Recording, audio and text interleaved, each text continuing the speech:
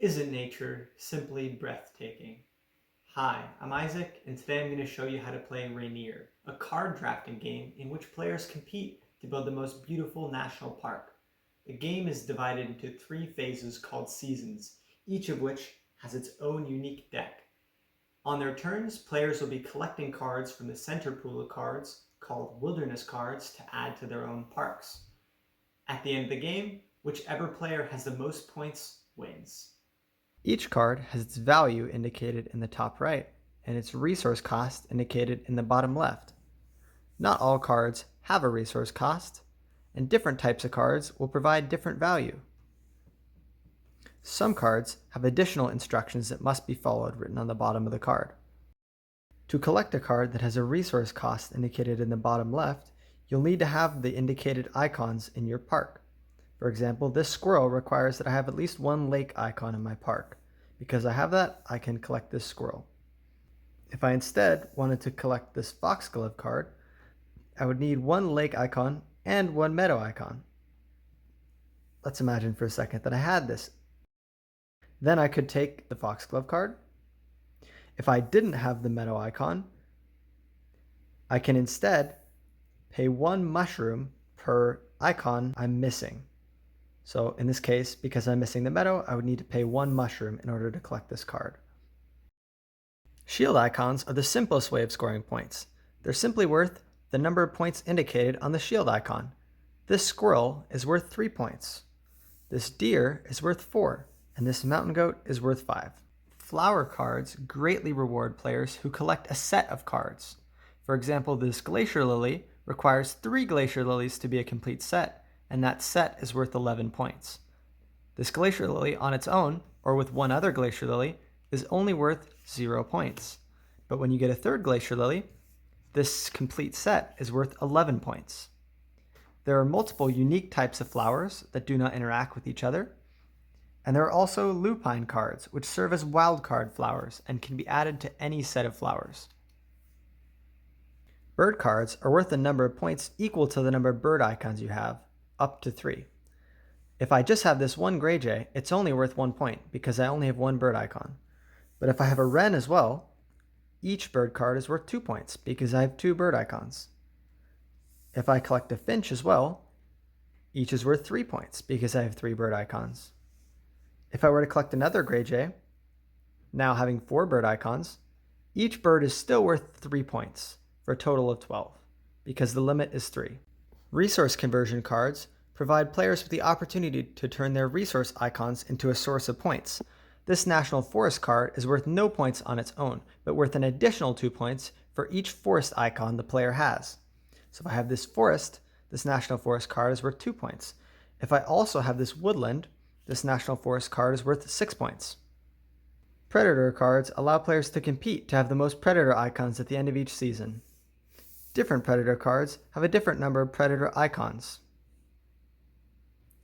At the end of each season, the number of predator icons each player has is added up, and the players with the first, second, and third amount of predator icons gain a certain number of points, as shown in this chart in the rulebook.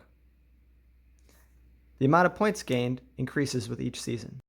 Wildfire cards allow players to burn cards that otherwise wouldn't have been worth any points, like unfinished flower sets, mushroom cards, and resources. The wildfire card gives 1 point for each card burned, and burned cards are placed face down under the wildfire card. These cards are inaccessible and cannot be scored or used in any way for the rest of the game. As previously mentioned, mushroom tokens can be used to bypass the resource requirement for certain cards. For example, if I wanted to collect this stream card but didn't have any resources, I can instead pay 1 mushroom token for each resource icon I'm missing on this card. For example, in this case, I'm missing the meadow and I can pay this mushroom.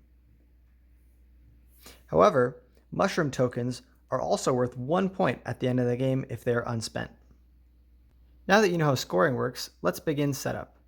First, remove a number of cards from each deck such that each deck has 8 cards per player. Now that this has been done, I'll place the remaining cards back in the game box. At the beginning of the game, each player is given 1 mushroom token and the player who has been hiking the most recently is given the boot token. Now we're ready to begin the first season. Let's place the other two decks to the side for the moment. And we'll be dealing out a number of wilderness cards equal to the player's +4 face up in the center of the table.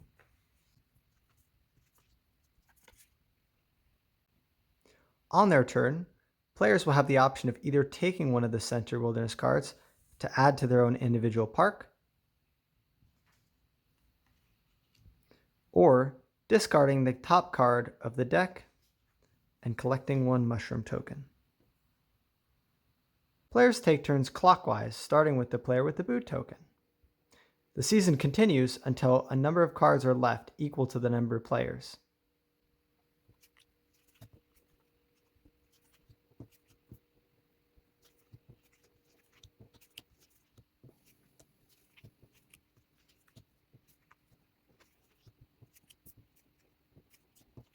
At this point, the season is over because there are only 2 cards left and there are 2 players.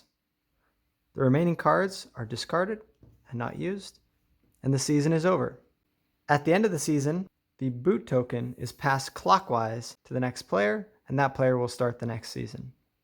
Remember to calculate the number of predator icons that each player has and how many predator points they earned. The next season will then begin the same way that the first one did, with dealing out wilderness cards in the center of the table.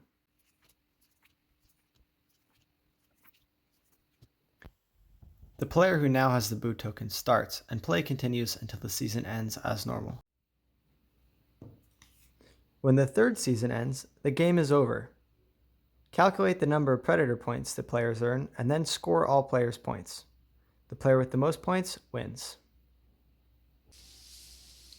Congratulations, you now know how to play Rainier.